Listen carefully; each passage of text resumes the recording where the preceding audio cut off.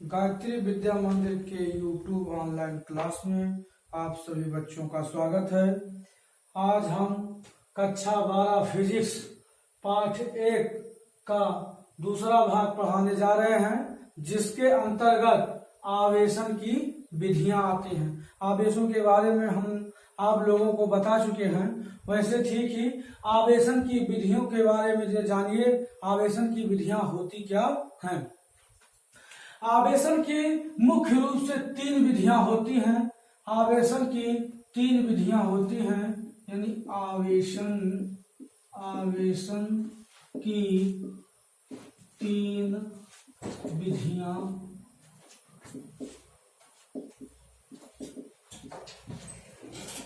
होती हैं। पहला है चालन विधि।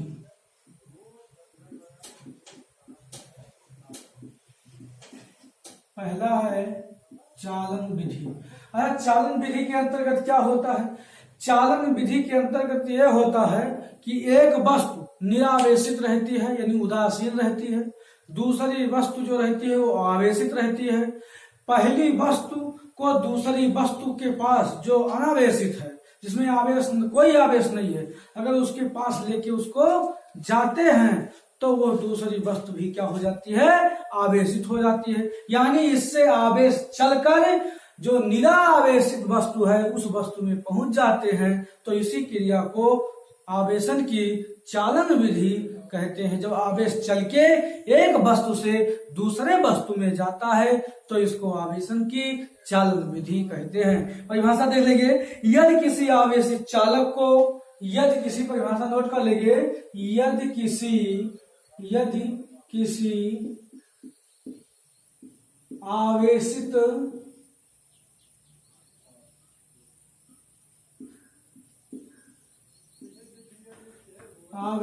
चालक के, यदि किसी आवेशित चालक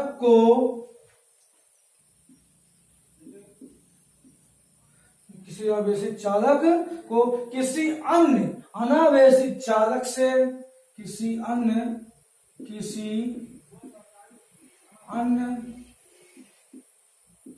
अनावेशित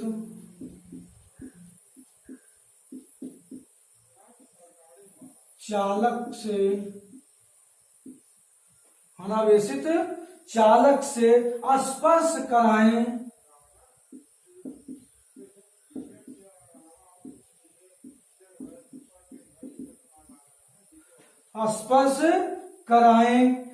तो आवेश रहित,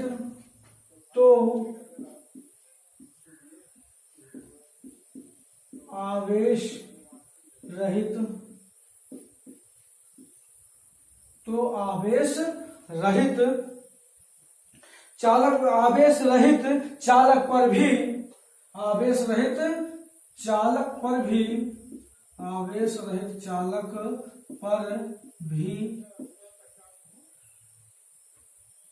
रहित चालक पर भी आवेश आ जाते हैं, यानी उसी प्रकृति का आवेश उत्पन्न हो जाता है। आवेश रहित चालक पर भी उसी प्रकृति का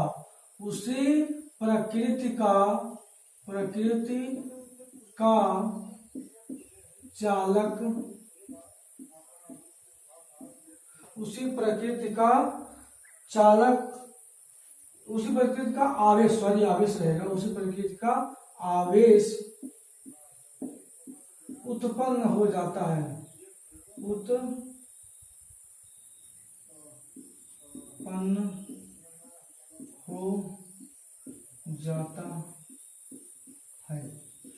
ये हुई आपकी चालन विधि। चालन विधि में यदि कोई 2 वस्तुएं हैं, एक आवेशित है और दूसरी क्या है? अनावेशित है। तो आवेशित जो वस्तु है, अगर उसको किसी अनावेशित यानी निरावेशित उसको भी कह सकते हैं, उदासीन भी कह सकते हैं, यदि हम उसके पास लेके जाएंगे तो वो भी क्या हो जाएगी? आवेशित हो जाएगी। सिंपल भाषा में आप समझिए, जैसे आपका ये वाला हाथ लपक के सामने यानी जहां आग जल रही है वहां करते हैं तो ये हाथ गर्म हो जाता है और ये हाथ ठंडा रहता है। अगर ये हाथ फिर लाके इस हाथ पे रखते हैं तो इस हाथ की गर्मी क्या होती है, इसमें जाने लगती है। तो ऐसे ठीक ऐसे आवेशों में भी होता है। एक क्या है, जैसे इसमें एक हाथ गर्म था एक हाथ नहीं गर्म था, वैसे इसमें भी है। एक आवेशित वस्तु रहती है, दूसरा क्या रहती है, आवेश रहित, जिसमें आवेश ना हो, लेकिन दोनों को एक दूसरे के आसपास लाया जाता है तो आवेश रहित चालक पर भी उसी प्रकृति का, अगर प्लस है तो प्लस आवेश आ जाता है और माइनस रहता है तो माइनस आवेश आ जाता है। ठीक है, ये हुई इसकी चालन विधि, आवेशन की चालन विधि। ठीक है, पहली विधि हो गई। ऐसे कुछ दूसरी विधि है। दूसरी विधि में क्या है, दूसरी विधि है प्रेरण विधि। प्रेरण विधि आवेशन की कौन सी विधि है, आवेशन की प्रेरण विधि। ध्यान देंगे, आवेशन की प्रेरण विधि। आवेशन की प्रेरण विधि में क्या होता है, प्रेरित किया जाता है, उसको प्रेरित किया जाता है, अर्थात कहा जाता है कि उसके पास लाके उसको प्रेरित किया जाता है कि इसमें भी इलेक्ट्रॉन जागे, इस वस्तु में भी इलेक्ट्रॉन आए, ऐसा किया जाता है। कहे किसी आवेशित वस्तु को निकट रखने पर, किसी आवेशित वस्तु को, किसी आवेशित वस्तु को, किसी आवेशित वस्तु को निकट रखने पर, निकट रखने पर, निकट रखने पर क्या होता है, अनावेशित वस्तु के निकटतम पृष्ठ पर, अनावेशित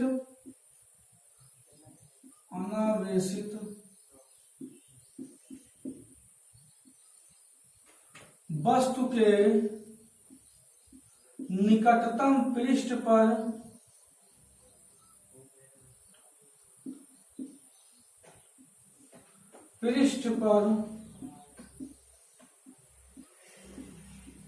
निकटतम पृष्ठ पर विपरीत आवेश उत्पन्न होने की, विपरीत आवेश,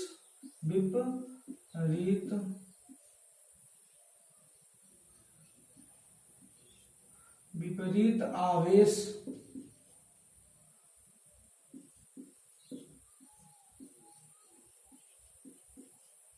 विपरीत आवेश उत्पन्न, विपरीत आवेश उत्पन्न होने की प्रक्रिया, विपरीत आवेश उत्पन्न होने की प्रक्रिया,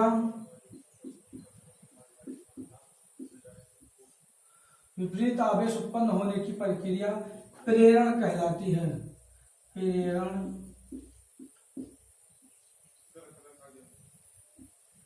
कहलाती है। ये हुई प्रेरण विधि। इसमें क्या होता है, किसी आवेशित वस्तु को निकट रखने पर, कोई आवेशित वस्तु है उसको अगर निकट रखेंगे, जैसे मान लीजिए ये क्या है, एक आवेशित वस्तु है, एक अनावेशित वस्तु है, और ये एक क्या है, आवेशित, ये क्या है, एक आवेशित वस्तु है। ये कैसी, एक आवेशित वस्तु है। मान लीजिए इसमें धन आयन धनावेश है। अगर इस वस्तु को, इस वस्तु के समीप लाते हैं, ध्यान से देखेंगे, इस वस्तु को अगर इस वस्तु के समीप हम निकट लाते हैं तो इसमें इसके विपरीत प्रकृति का आवेश इसमें क्या हो जाता है, उत्पन्न हो जाता है। जैसे दो चुंबक लेते हैं, जब समान आवेश, उसमें दोनों प्रकार के समान आवेश रहते हैं तो एक दूसरे को ढकेलते हैं पीछे की ओर, और जब समान होते हैं, जब असमान होते हैं यानी विपरीत आवेश वाले रहते हैं तो एक में क्या हो जाते हैं, चिपक जाते हैं। ठीक उसी प्रकार से इसमें भी देखेंगे कि इसमें अगर प्रेरण विधि में भी यही होता है कि जब कोई आवेशित वस्तु को किसी निरावेशित वस्तु के पास लाया जाता है तो जो आवेशित वस्तु है उसके विपरीत आवेश आगे निरावेशित वस्तु में क्या हो जाता है, उत्पन्न हो जाता है। अगर इसमें प्लस है तो इसमें क्या हो जाएगा, माइनस हो जाएगा। ध्यान रखेंगे इस बात को, बहुत इंपॉर्टेंट बात है कि प्रेरण विधि क्या होती है, आवेशन की प्रेरण विधि।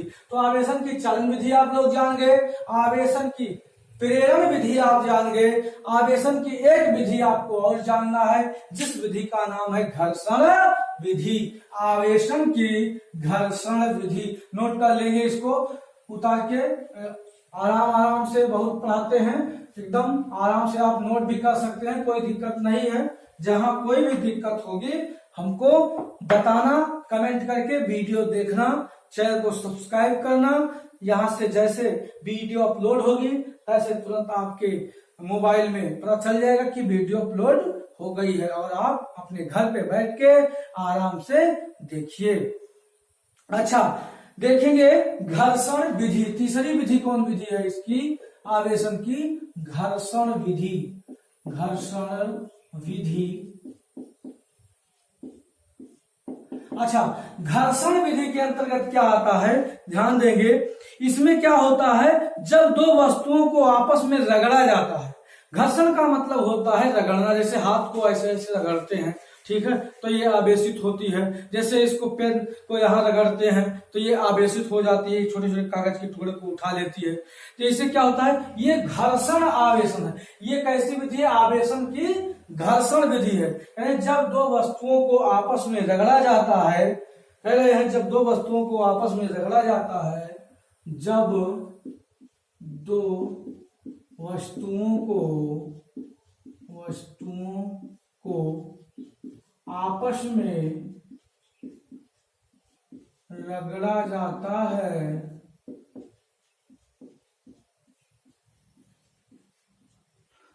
जाता है, तो क्या होता है, तो उनके बीच इलेक्ट्रॉनों के स्थानांतरण द्वारा, तो उनके बीच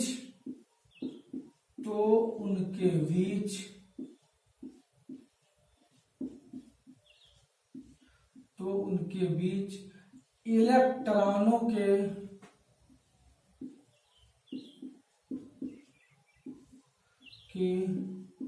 स्थानांतरण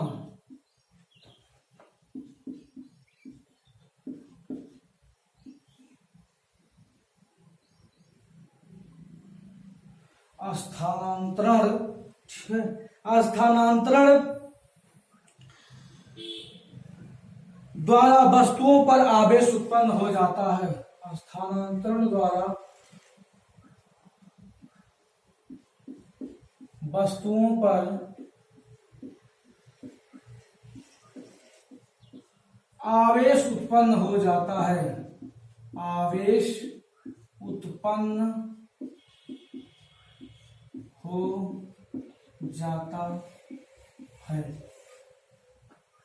जब किसी दो वस्तु को एक में रगड़ेंगे तो एक का इलेक्ट्रॉन क्या होता है, दूसरे पर चला जाता है रगड़ने से। जैसे इसमें रगड़ते हैं तो इसका इलेक्ट्रॉन क्या होता है, इसमें चला आता है, और हम छोटे छोटे कणों को, छोटे छोटे कागज के टुकड़ों को हम आराम से उठा लेते हैं। तो ये आवेशित हो गया है। ये क्यों उठा रहा है, क्योंकि इसमें आवेश आ गए हैं। आवेश, क्योंकि आवेश क्या होते हैं, आवेश को हम घर्षण विधि के द्वारा भी बना सकते हैं। इसीलिए आवेशन की तीनों विधियों को हमने बता दिया। पहली चालन बताया, दूसरी प्रेरण बताया, और तीसरी विधि ये विधि है घर्षण विधि। जब दो वस्तुओं को आपस में क्या किया जाता है, रगड़ा जाता है, तब ये उत्पन्न होती है घर्षण विधि। आवेशन की घर्षण विधि, रगड़ने पर आवेश उत्पन्न हो जाते हैं। अच्छा, अब इसी में एक छोटी सी हेडिंग है और उसको देख लेंगे, विद्युतदर्शी, इलेक्ट्रोस्कोप। विद्युत, हम विद्युत को कैसे देखते हैं किसी वस्तु से। मान लीजिए ये ब्लैक बोर्ड है, ये पेन है, तो इसमें विद्युत है कि नहीं है, ये हम इस कैसे चेक करेंगे। तो इसके लिए एक चेक करने के लिए एक पैमाना है जिसका नाम है विद्युतदर्शी। इसका नाम है विद्युतदर्शी। विद्युतदर्शी के बारे में एक लाइन सिर्फ जान लेंगे, ज्यादा जानने की जरूरत नहीं है, लेकिन थोड़ा बहुत जरूर जान लीजिए कि विद्युतदर्शी है क्या। विद्युतदर्शी,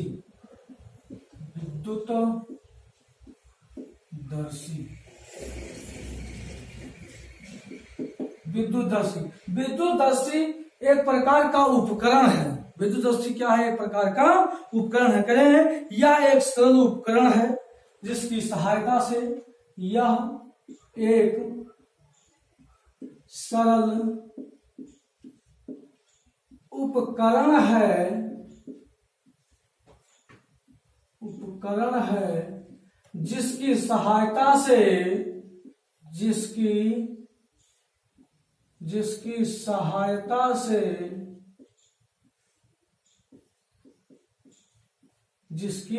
सहायता से किसी वस्तु पर आवेश की उपस्थिति ज्ञात की जाती है। इसकी सहायता से किसी वस्तु पर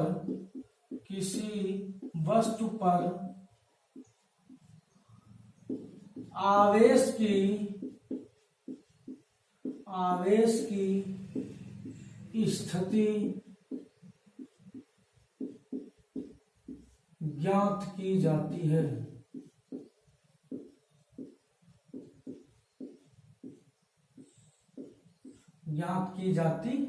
तो विद्युतदर्शी के बारे में, विद्युतदर्शी मतलब देखना, विद्युत मतलब विद्युत को, जो विद्युत का ऐसा पैमाना जो विद्युत को देखता है अर्थात विद्युत को चेक करता है, बताता है कि विद्युत कहां तक है। ठीक है, ये विद्युतदर्शी पैमाना है। तो विद्युतदर्शी के बारे में जानेंगे।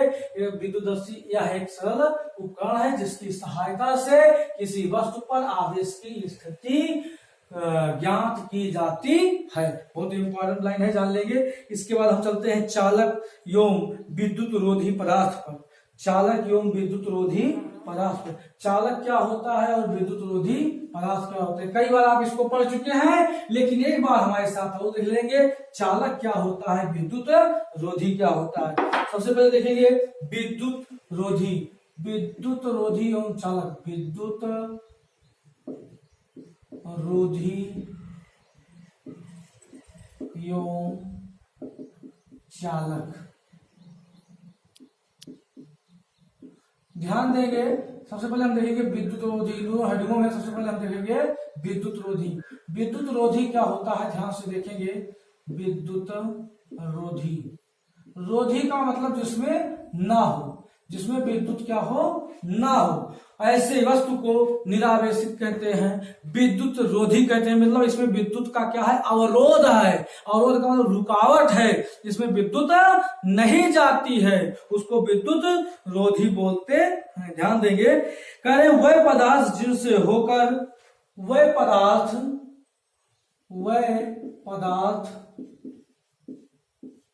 जिनसे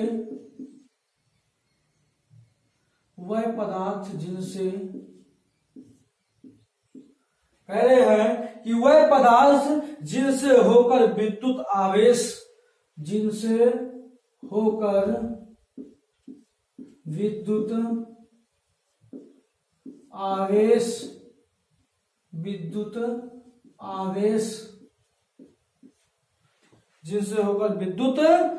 आवेश का प्रवाह नहीं होता है, विद्युत आवेश का प्रवाह नहीं होता है,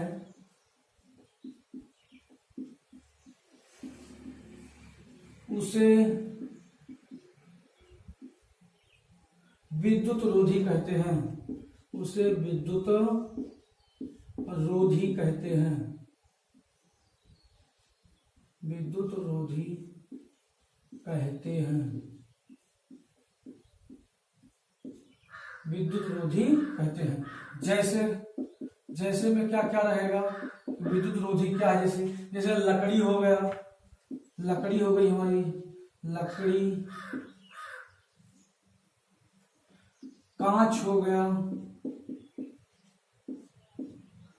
कार्बन हो गया, आदि। ऐसे ही बहुत से उदाहरण हैं। ठीक है, विद्युत रोधी के ये क्या है, उदाहरण हैं। ठीक है, इसी प्रकार से चालक, बहुत दिन से पढ़ते चले आ रहे, कक्षा 6, 7, 8 से पढ़ते चले आ रहे, 9 में भी पढ़े हैं। ठीक है, चालक बहुत इंपॉर्टेंट, कंडक्टर जिसको बोलते हैं, इसको अंग्रेजी में विद्युत रोधी को इंसुलेटर बोलते हैं। क्या बोलते हैं, इंसुलेटर। और चालक को क्या बोलते हैं, कंडक्टर। तो चालक क्या होता है,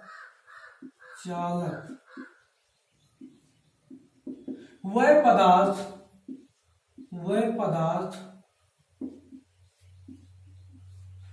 जिनसे होकर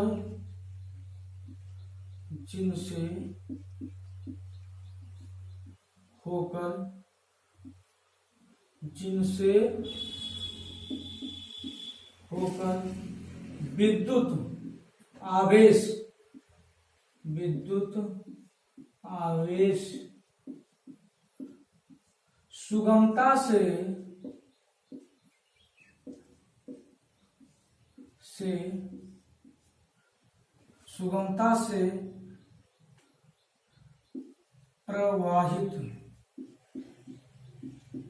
सुगमता से प्रवाहित हो जाते हैं,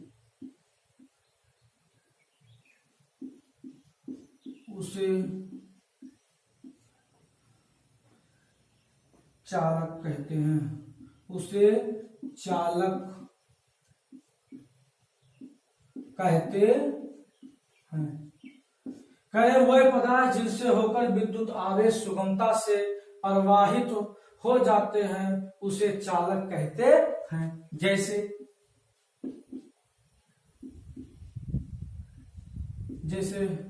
क्या हो गया, मनुष्य, जंतु, जैसे मनुष्य हो गए, जंतु हो गया, ऐसे तमाम उदाहरण हैं जो आपको मिलेंगे इसमें। धातुएं, पृथ्वी, इसमें क्या है, पृथ्वी हो गई, धातुएं हो गई आदि। ये सब चीजें क्या है, चालक वाली हैं। यानी इसमें विद्युत का चालन यानी आवेश का चालन हो सकता है, इसमें आवेश आ जा सकते हैं। तो ये आपको जान गए विद्युत रोधी एवं चालक। विद्युत रोधी क्या होता है आप इसको जान गए, और आपको चालक क्या होता है, चालक के बारे में आप जान गए। ये दोनों हेडिंग एक बार पढ़ लेंगे, अपने आप याद रहेगी, दिमाग में एक बार कंसंट्रेट करके दिमाग को पढ़ लीजिएगा। ये छोटे छोटे पॉइंट हैं, इनका काम लगता है, कोई जरूरी नहीं परीक्षा में, लेकिन इनकी वजह से जोड़ के हम बड़े बड़े टॉपिक को हल करते हैं। तो ध्यान दीजिएगा, ये सब चीजें आपको जरूर मालूम रहनी चाहिए हमेशा, हर वक्त। अब इसके बाद आते हैं कूलाम का स्थिर, बहुत इंपॉर्टेंट है, परीक्षा की दृष्टि से बहुत इंपॉर्टेंट है, परीक्षा में पूछा भी गया है ये सवाल। ये न्यूमेरिकल है, विद्युत न्यूमेरिकल का नाम है कूलाम का स्थिर विद्युत बल का नियम, जिसको कूलाम्स लॉ भी बोलते हैं, अर्थात कूलाम का नियम भी कहते हैं। तो कूलाम के नियम के बारे में देखेंगे, लेकिन ये कूलाम का बल का नियम है, ठीक है, ध्यान देंगे। करें कूलाम का स्थिर विद्युत बल का नियम। कूलाम का स्थिर विद्युत बल का नियम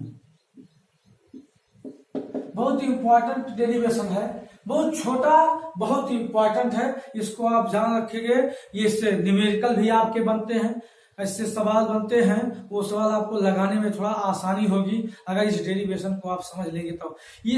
ये उस प्रकार का डेरिवेशन है जैसे आप कक्षा 11 में, कक्षा 9 में पढ़ चुके हैं। न्यूटन ने बताया था दो द्रव्यमानों के बीच में जब क्या लगता था, बल लगता था, दो द्रव्यमानों के बीच लगने वाला जो बल होता था, उसी प्रकार से इसमें भी है। उसका सूत्र होता था F प्रोपोर्शनल m1 गुणे m2, वो द्रव्यमानों के बीच लगता था। और ये क्या लग रहा है, ये जो कूलाम्स का लॉ है, यानी कूलाम्स का जो नियम है, ये आवेशों के मध्य लगता है, यानी दो आवेशों के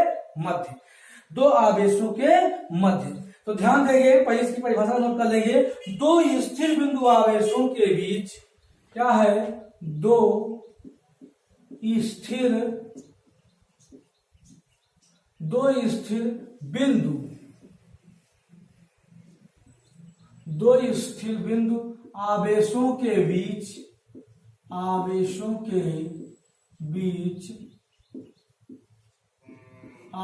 के बीच लगने वाला बल आवेशों के बीच लगने वाले बल, आवेशों के बीच लगने वाले बल, लगने वाले बल के, लगने वाले आकर्षण एवं प्रतिकर्षण बल, लगने वाले लगने वाले आकर्षण एवं प्रतिकर्षण, लगने वाले आकर्षण एवं प्रतिकर्षण, आकर्षण एवं प्रतिकर्षण बल, आकर्षण एवं प्रतिकर्षण बल दोनों आवेशों की मात्राओं के, दोनों आवेशों की, दोनों आवेशों की मात्राओं के, आवेशों की मात्राओं के, मात्राओं के अनुक्रमानुपाती, मात्राओं के गुणनफल के, मात्राओं के गुणनफल के, मात्राओं के गुणनफल के अनुक्रमानुपाती, अनुक्रमानुपाती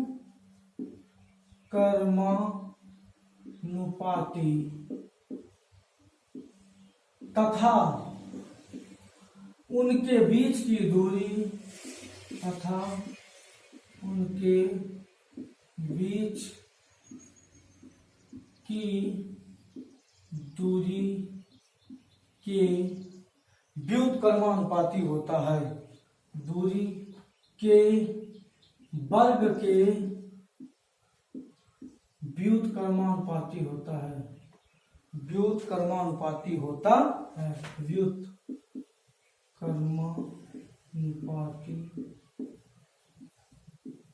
होता है। ध्यान से समझेंगे। कूलाम्स लॉ है ये, आपको कूलाम्स के लॉ की परिभाषा है, कूलाम्स लॉ की परिभाषा आप याद करेंगे, बहुत सरल है। ठीक बात। कह रहे हैं कि दो स्थिर बिंदु, कैसे बिंदु हो, स्थिर बिंदु, दो स्थिर बिंदु आवेशों के बीच लगने वाले आकर्षण एवं प्रतिकर्षण बल दोनों आवेशों की मात्राओं के गुणनफल के गुणनफल के अनुक्रमानुपाती तथा उनके बीच की दूरी के वर्ग के व्युत्क्रमानुपाती होता है। ठीक है। माना एक आवेश Q1, दूसरा आवेश क्या है, Q2 है। ठीक है। आवेश Q1 और क्या आवेश है, आवेश Q2 है। यानी एक आवेश, माना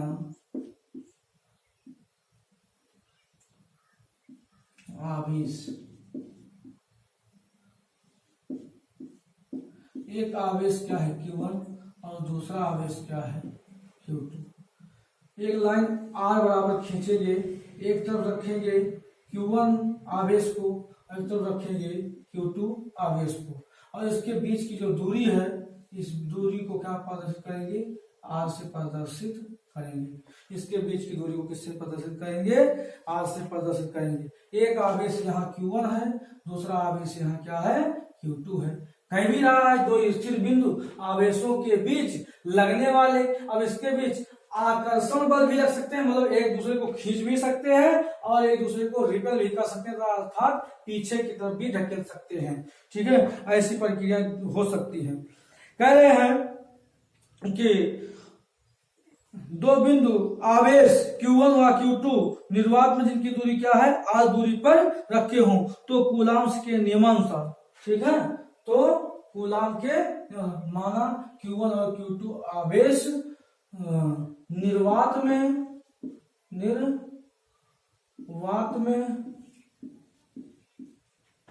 R दूरी पर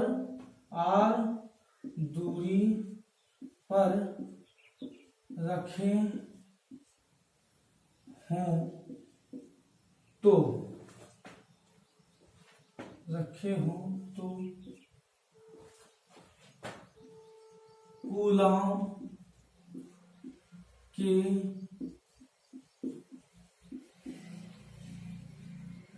नियमानुसार, कूलाम के नियमानुसार, कूलाम के नियमानुसार, कूलाम के नियम से क्या करेंगे, यह प्रोपोर्शनल बल निकालेंगे, इसका बल निकालना है, कूलाम का स्थिर विद्युत बल का नियम, तो बल निकालना, यह बराबर क्या हो जाएगा, यह बराबर जैसे उसमें होता है यह प्रोपोर्शनल, वहां m1 गुणे m2 रहता था, इसे परिभाषा में लिखा है दोनों आवेशों की मात्राओं के गुणनफल, दोनों आवेशों की मात्राओं के गुणनफल, तो एक आवेश क्या है Q1 है, दूसरा आवेश क्या है Q2 है, तो Q1 आवेश तो क्या हो जाएगा Q1 गुणे क्या हो जाएगा Q2 बटे क्या हो जाएगा, बटे क्या हो जाएगा, उसके बाद क्या अनुकलमानुपाती तथा उनके बीच की दूरी, उनके बीच की दूरी क्या है r है, उनके बीच की दूरी के वर्ग के व्युत्क्रमानुपाती होता है, व्युत्क्रमानुपाती मतलब बटे में होता है, लेकिन कैसे होता है वर्ग में होता है, अर्थात किसमें होता है वर्ग में होता है।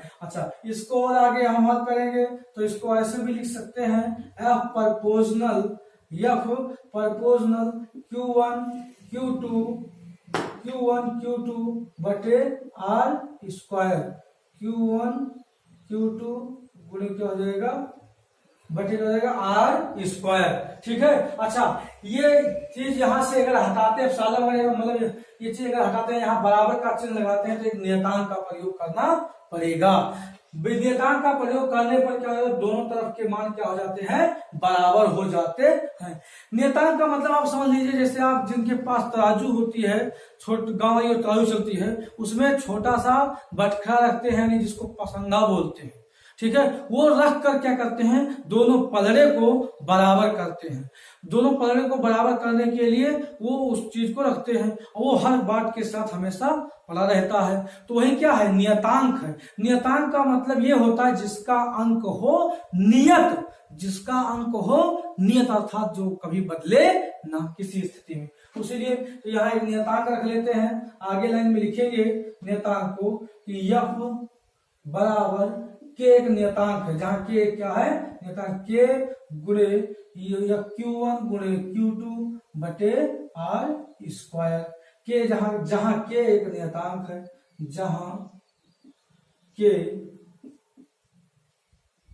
नियतांक है, जहां के नियतांक है, जे क्या है एक नियतांक है, इस बात को ध्यान रखेंगे हमेशा। इसको अच्छा और भी हल कर सकते हैं, के का वैल्यू होता है, के की वैल्यू इसका वैल्यू मान भी रख सकते हैं, के बराबर यहाँ देख लीजिए आगे लाइन में है यहाँ लिख दे रहे हैं, ध्यान देंगे, इसको ऐसा भी लिख सकते हैं कि F बराबर क्या लिख सकते हैं, यह बराबर 9 गुणे 10 की घात 9, 9 गुणे 10 की घात 9 गुणे Q1 Q2 बटे R स्क्वायर, ये हो गया कूलाम का बल का नियम, कूलाम के स्थिर विद्युत बल का नियम। ये के का मान है, के बराबर इतना लिख सकते हैं आप, नियतांक मान लिए हैं कि नियतांक कितना लगा है, के बराबर कितना है 9 गुणे 10 की घात 9, ये याद रहने में सवाल हल करने में बहुत आराम होता है, तो के का मान हमको याद रहेगा, जब भी इसका सवाल लगाना होगा के स्थान पे मान चिपका देंगे, एक आवेश दिया रहेगा दूसरा आवेश दिया रहेगा, उनके बीच की दूरी दी रहेगी दो आवेशों के बीच, तो इनके बीच लगने वाला हम बल निकाल सकते हैं। अगर बल प्लस में आता है जान लीजिए आकर्षण, और माइनस में आता है जान लीजिए प्रतिकर्षण हो रहा है, इसको ध्यान से समझेंगे, ठीक है, इसको नोट कर लीजिए अपने कागज पर, यही है कूलाम्स के विद्युत बल का, स्थिर विद्युत बल का नियम। कोई बहुत ज्यादा लंबा खाका बहुत बड़ा नहीं है, लेकिन बच्चे इसी में सोचते रहते हैं कैसे रहेगा, इसकी परिभाषा हमने ऊपर ले दिया, नीचे डेरिवेशन एक लाइन का है, आप आराम से समझ सकते हैं। इस चीज को जिसको यहाँ लिखना था ये हमारे बोर्ड में जगह नहीं, इसलिए हमने यहाँ लिखा है, आप लोग यहाँ लिख लीजिए, इसको ध्यान से समझते चलेंगे, ठीक। अब आगे आपको अगला टॉपिक आता है बहुत आवेशों के मध्य अध्यारोपण का सिद्धांत। कल आपको हम ये टॉपिक पढ़ाएंगे कि बहुल आवेशों के द्वारा कैसे अध्यारोपण सिद्धांत को प्रदर्शित किया जाता है, इसके बारे में आपको हम कल पढ़ाएंगे, ठीक है। 2-4 चीजें इस लेसन में बची हैं, उनको जरूर, विद्युत क्षेत्र जैसे बचा है, दो चार चीजें इंपॉर्टेंट बची हैं, उनको हम जरूर पढ़ाएंगे।